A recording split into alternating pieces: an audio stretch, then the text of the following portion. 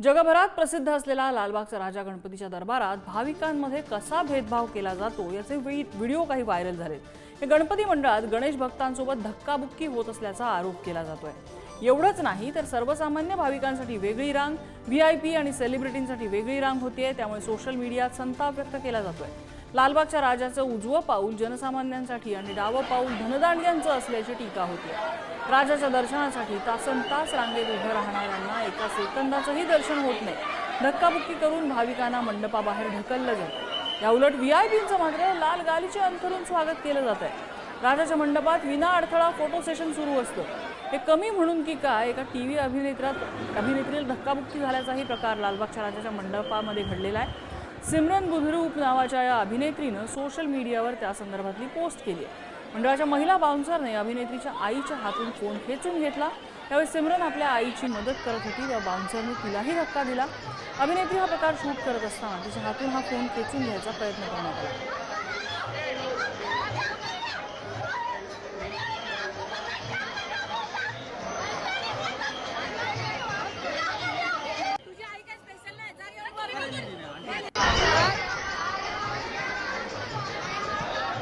आणि हा सगळा प्रकार घडतोय तो म्हणजे नवसाला पावणारा अशी ज्याची प्रसिद्धी आहे त्या लालबागच्या राजा गणपतीच्या दरबारामध्ये लाखो लोक इथे रांगा लावत असतात। मात्र दुसरी एक गोष्ट म्हणजे अशा लाखो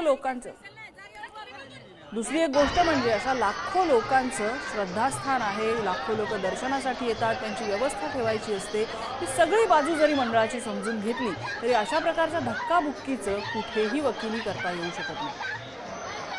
रिद्देश हातीम आमचे प्रतिनिधी आपल्याला अधिक माहिती देत आहेत। रिद्देश, हा सगळा प्रकार समोर आलेला आहे, असाच प्रकार दिवसभर तिथे घडत असतो, मंडळाचं काय म्हणणं आहे याबाबत?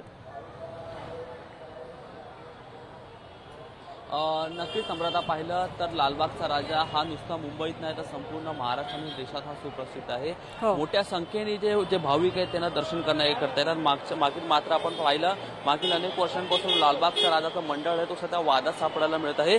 आता नुकताच पुन्हा यावर्षी देखील एक व्हिडिओ सध्या सोशल मीडियावरती खूप व्हायरल होत आहे, ज्यामध्ये जी व्हीआयपी लाईन आहे आणि ती सर्वसामान्य जनतेसाठी जी लाईन आहे त्या ती चरण स्पर्शवाली लाईन आहे, तशी दोन लाईन ही विभागली गेली आहे। त्यामध्ये एका लाईनीमध्ये जे भाविक आहेत ते जवळपास 12 ते 13 तास एका लाईनीत उभं राहून ते जेव्हा चरण स्पर्श करतात तेव्हा तिकडचे त्यांचे जे बाउन्सर आहेत लालबागच्या राजा मंडळाचे ते बाउन्सर त्या भाविकाला तिकडे एक सेकंड सुद्धा थांबून नाही देत, लगेच त्यांना पुढे ढकलतात। मात्र दुसरीकडे जे संपूर्ण राज्यातून जे व्हीआयपी इकडे पाय पडायला येतात तिकडे त्यांना आरामात उभं राहून फोटो काढून आणि त्यांचा संपूर्ण आरामात दर्शन करण्यात येतात। आणि या संदर्भात सोशल मीडियावरती देखील खूप त्याची नाराजी ही मंडळाविषयी ही व्यक्त केली जात आहे। महत्वाचं म्हणजे आपण पाहिलं जे भाविक आहेत ते नुसतं मुंबईत नाही तर संपूर्ण राज्यभरातून देशभरातून इथे दर्शना करता येतात। नवसाला पावणारा हा गणपती हा मानला जातो। मात्र असं असताना देखील तिकडे जे भाविक आहेत खेळ होतं का असा प्रश्न देखील तिकडे जो भाविकांकडून उपस्थित केला जातोय। आता नुकताच जेव्हा एक ऍक्ट्रेस जेव्हा सुद्धा तिकडे पाय पडायला गेली होती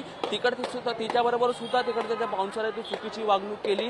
महत्वाचं म्हणजे या प्रकरणी सध्या तरी लालबागच्या मंडळाकडून कुठलं स्पष्टीकरण आलं नाही। मात्र सध्या तरी पहिला काल 6 दिवसाच्या गणपतीचं विसर्जन झालं आणि आता पुढील 3 ते 4 दिवस आहे ते अजून जी गर्दी आहे ती लालबाग परिसरात आपल्याला वाढताना दिसणार आहे। आजूबाजूला देखील गणेश गंडी असेल, चिंचपोकळीच्या चिंतामणी असेल, मात्र जे भाविकांची जी जास्त पसंती आहे ती लालबागच्या राजाला आहे आणि लालबागच्या राजासाठी लाखोच्या संख्येने जे भाविक येतात। मात्र आता पुढे असंच काही चित्र आपल्याला पाहायला मिळणार का हे देखील पाहणं मात्र महत्वाचं असेल। मात्र जी वागणूक केली आहे भाविकांबरोबर त्याचा तीव्र नाराजगी ही सोशल मीडियावरती भाविकांकडून व्यक्त केली जात आहे। अगदी रिद्देश, आपण ही जी दृश्य बघितली, अनेक व्हिडिओज याचे व्हायरल होत आहेत, मात्र ही दृश्य आपण बघतोय अक्षरशः त्या भाविकांची बखोट धरून पायावर टणकन त्यांचं डोकं आपटलं जातंय।